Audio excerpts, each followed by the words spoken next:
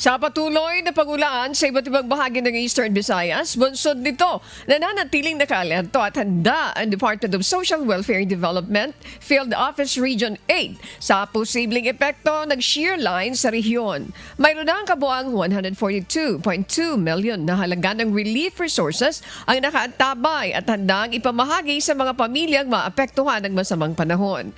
Kabilang sa mga nakapreposition na tulong ang mahigit 164,000 family food boxes, 12,000 ready-to-eat food packs, mahigit 18,000 non-food items, at 2.5 million standby funds para sa agarang disaster response.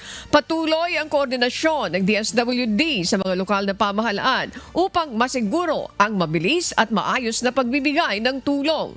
Pinapayuhan ng publiko na manatiling alerto at sumunod sa mga abiso ng mga otoridad para sa kanilang kaligtasan.